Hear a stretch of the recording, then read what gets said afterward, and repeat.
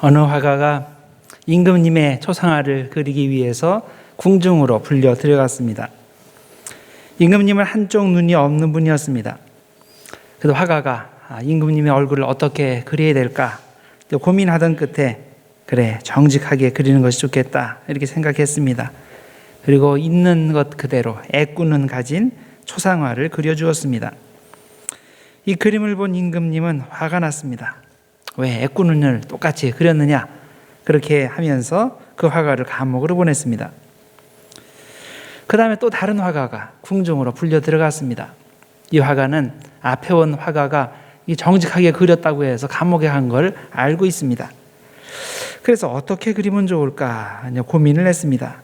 고민 끝에 초상화에 임금님이 없는 눈을 그려서 양쪽 눈을 비슷하게 그리는 그런 식으로 그려 주었습니다. 이 초상화를 본 임금님의 반응이 어땠을까요? 너는 왜 없는 눈을 만들어 놓느냐? 넌 지독한 아첨꾼이다. 그래서 이 사람도 감옥으로 보냈습니다. 그 다음 다른 화가가 불려 들어갔습니다. 이 화가는 정말 고민을 많이 했습니다. 있는 그대로 그려도 감옥에 가고 없는 걸 그려 넣어도 감옥에 가고 어떻게 하나 고민 끝에 자기 나름대로 정석권 초상화를 그렸습니다. 그런데 임금님이 이 그림을 보고서 너무너무나 만족하셨습니다. 자, 어떻게 이렇게 만족스러운 그런 그림을 그렸을까요? 화가는 초상화를 그리기 전에 임금님께 부탁했습니다. 임금님, 똑바로 앉지 마시고 약간 비스듬히 앉아주십시오. 그러니까 비스듬히 앉으니까 있는 눈은 보이고 없는 눈은 이게 자연적으로 가려서 안 보이게 되었습니다. 그래서 이 사람은 아주 그 있는 그대로 초상화를 잘 그려서 임금님의 마음을 아주 흡속하게 해주었다. 이런 이야기가 있습니다. 참 어려운 일입니다. 진실을 말해도 문제가 되고 아첨을 해도 문제가 되고 자, 그런 상황들이 있죠. 이럴 때면 정말 난처합니다. 그럴 때 하늘의 지혜가 필요합니다. 오늘의 주제는 이웃을 기쁘게 하는 것입니다. 오늘 로마서 본문은 우리에게 이웃을 기쁘게 해야 한다고 말합니다. 자신을 기쁘게 하는 이기적인 삶을 살지 말고 이웃을 기쁘게 하는 이타적인 삶을 살라고 권면합니다. 그런데 이것이 무조건 이웃을 기쁘게 하라는 말은 아닐 겁니다. 왜냐하면 우리가 이웃을 기쁘게 함으로써 결국 그 이웃이 해를 입는다면 그것은 하나님의 뜻이 아니기 때문입니다. 하나님께서 우리에게 이웃을 기쁘게 해야 한다고 말씀하셨다면 그것은 좋은 의도로 좋은 방법으로 그렇게 하라는 의미입니다. 그래서 오늘 본문은 우리에게 이웃을 기쁘게 하라고 하면서 조건을 붙였습니다. 우리 각 사람이 이웃을 기쁘게 하되 선을 이루고 덕을 세우도록 할지니라. 우리는 이웃을 기쁘게 할 때 그가 선을 이룰 수 있도록 또 덕을 세울 수 있도록 돕는다는 목표가 있어야 됩니다. 이것을 가장 모범적으로 행하신 분이 예수님이죠. 예수님께서는 자신의 유익을 위해서가 아니라 우리의 유익을 위해서 우리를 죄에서 구원하시기 위해 이 땅에 오시고 십자가를 지었습니다. 오늘 말씀에서 우리는 이웃을 기쁘게 하는 것에 대해 몇 가지 중요한 원칙을 배울 수 있습니다. 첫 번째로 이웃에게 해를 입히는 일을 하지 않도록 주의하는 겁니다. 우선 상식적으로 생각할 수 있는 것이 이웃을 기쁘게 하기 위해서는 이웃을 화나게 하거나 슬프게 만드는 일을 하지 말아야 한다는 거죠. 자, 우리가 어떤 마음 자세를 가지고 이웃을 대할 때 그런 일들이 벌어지지 않습니까?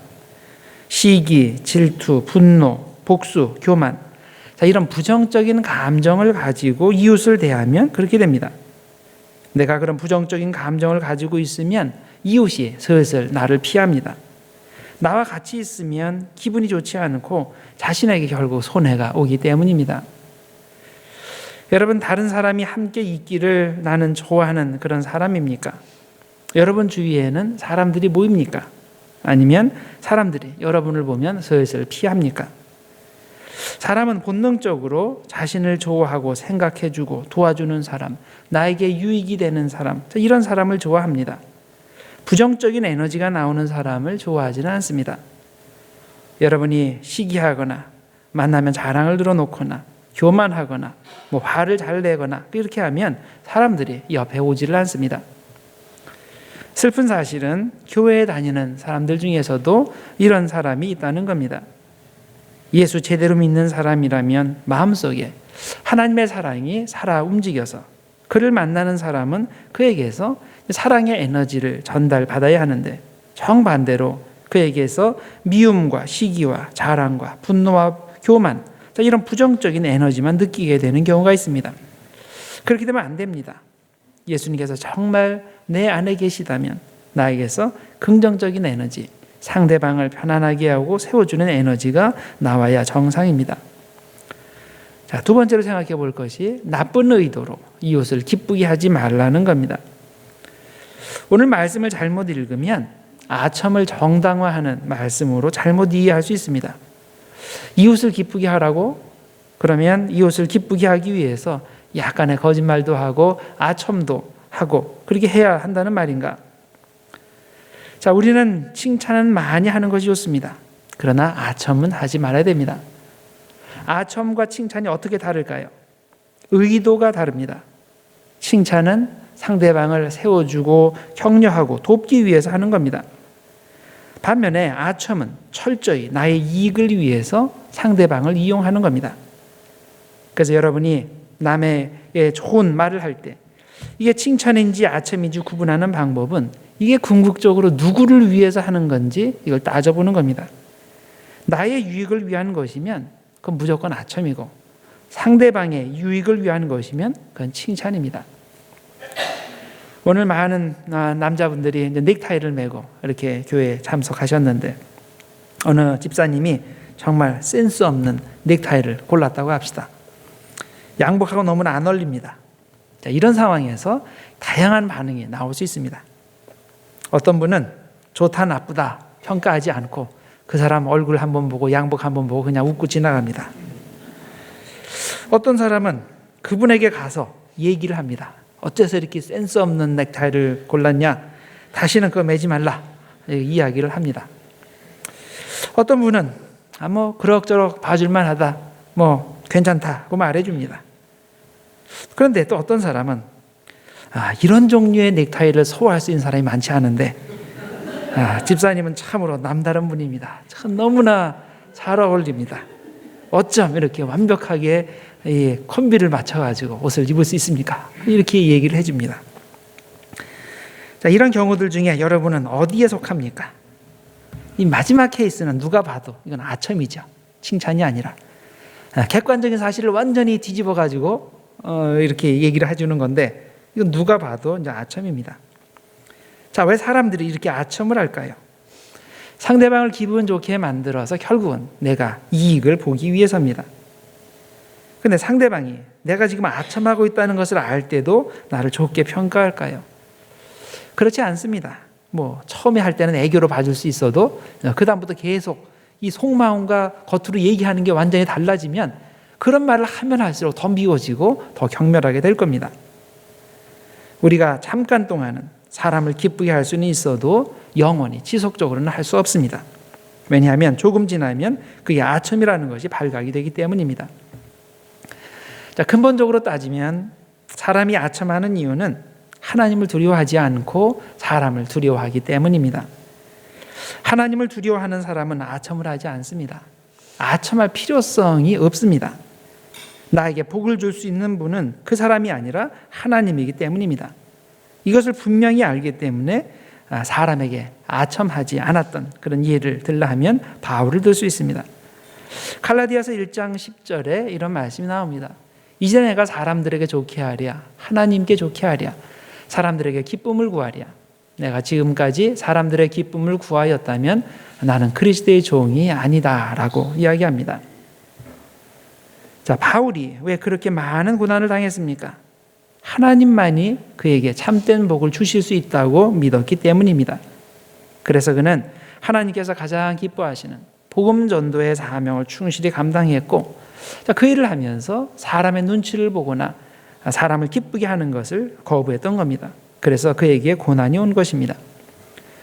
데살로니가전서 2장 4절과 5절도 같은 내용을 말합니다. 오직 하나님께 옳게 여기심을 입어 복음을 위탁받았으니 우리가 이와 같이 말함은 사람을 기쁘게 하려 함이 아니요 오직 우리 마음을 감찰하시는 하나님을 기쁘시게 하려 함이라. 너희도 알거니와 우리가 아무 때에도 아첨하는 말이나 탐심의 탈을 쓰지 아니한 것을 하나님이 증언하시느니라. 자, 바울은 자기 앞에 누가 서 있든 하나님의 말씀을 담대히 전했습니다. 바리새인들에게도 담대히 전하고 왕 앞에서도 담대히 전하고 유대인들 앞에서도 이방인 앞에서도 똑같이 주님의 복음을 담대히 전했습니다. 그가 그렇게 한 이유는 그의 삶의 목적이 사람을 기쁘게 하는 것이 아니라 하나님을 기쁘게 하는 것이기 때문입니다. 이렇게 삶의 목적이 분명한 사람은 아첨의 말을 할 필요가 없습니다.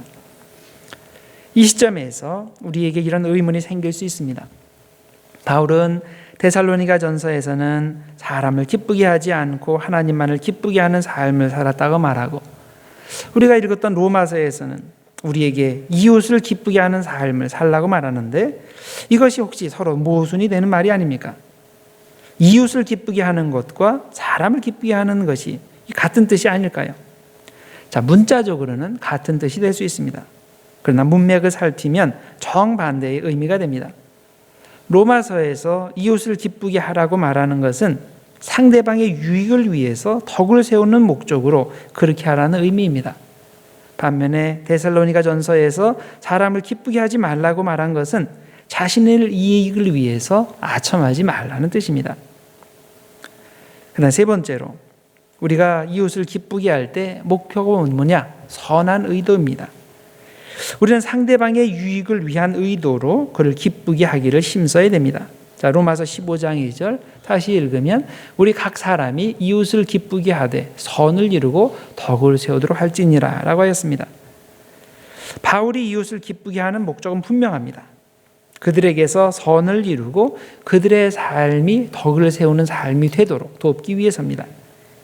고린도전서 10장 33절도 같은 것을 강조합니다.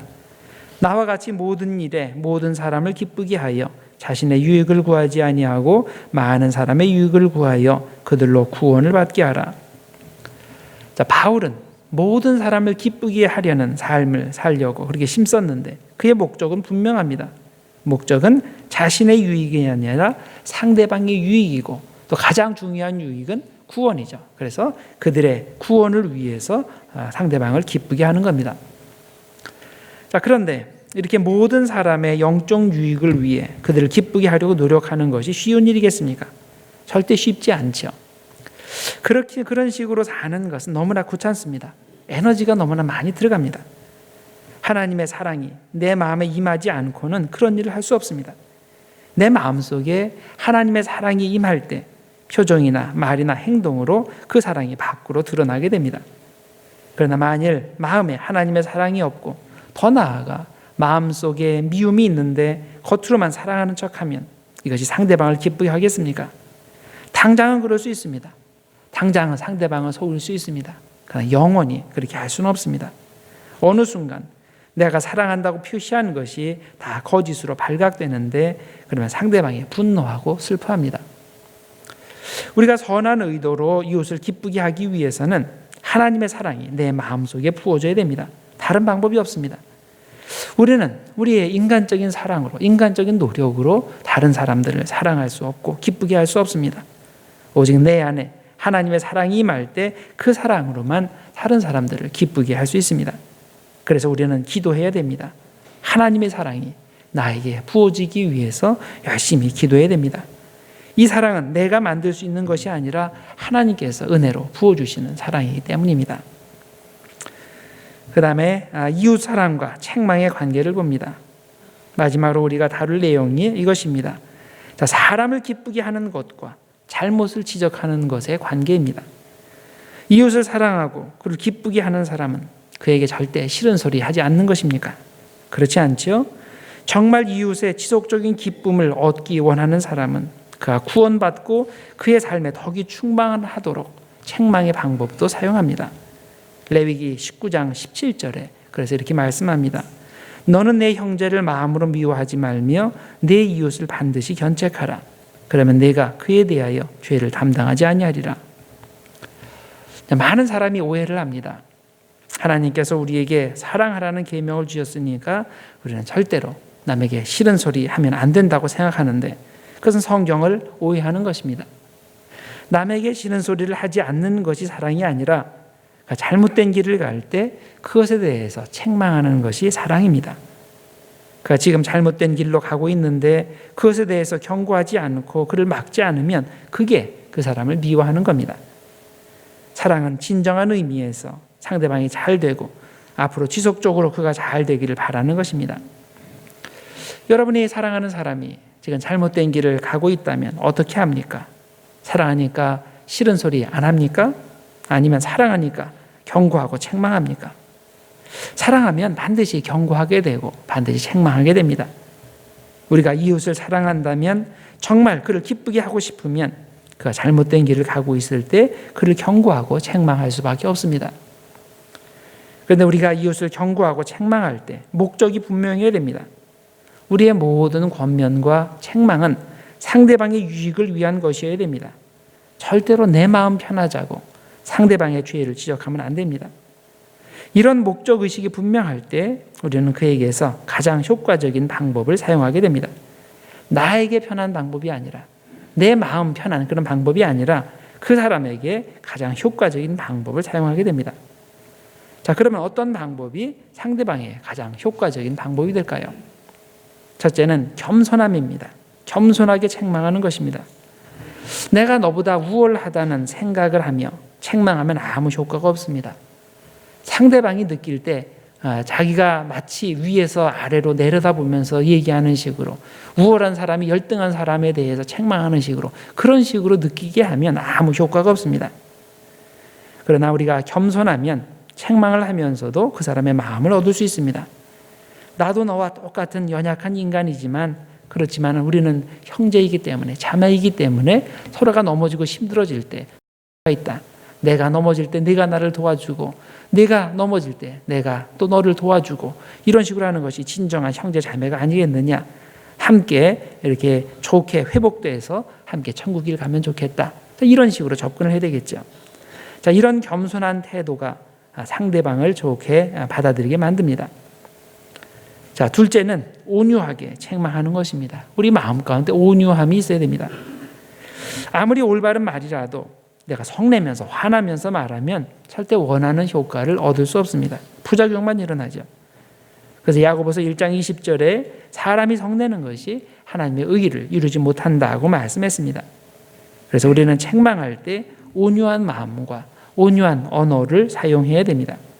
온유한 눈빛과 온유한 몸짓을 사용해서 메시지를 전달할 필요가 있습니다. 그래야 하나님의 의를 이룰 수 있습니다. 그런데 가장 중요한 것이 있습니다. 그것은 기도입니다. 우리가 책망할 때 말기술이나 논리성에 의지하면 실패합니다. 사람이 마음이 이상해서 논리적으로 설득당했다고 해서 마음까지 설득당하지는 않습니다. 그건 완전히 다른 문제예요. 우리가 마음을 얻기 위해서는 하나님께서 그 사람의 마음을 움직여 주셔야 됩니다. 마음을 움직이는 것은 나의 말기술이나 나의 논리성이 아니라 하나님이십니다. 그래서 책망의 말을 하기 전에 기도하면서 하나님의 지혜를 구해야 되고, 책망의 말을 하는 중간에도 계속 하나님께 기도드리고, 또 책망을 한 후에도 하나님께서 그의 마음을 움직이시고 또 그의 결단을 지속하게 해달라고 기도해야 됩니다. 오늘 우리가 이웃을 기쁘게 하는 것에 대해서 생각해 보았습니다.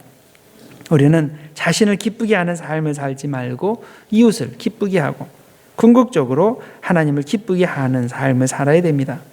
그러기 위해서는 우리가 이웃에게 해를 입히는 일을 하지 말고 자신의 유익을 위해서 아첨하지 말고 오직 상대방의 유익을 위해서 그의 삶에서도 하나님께서 영광 받으시기 위한 목적으로 우리들이 칭찬하고 격려해야 됩니다.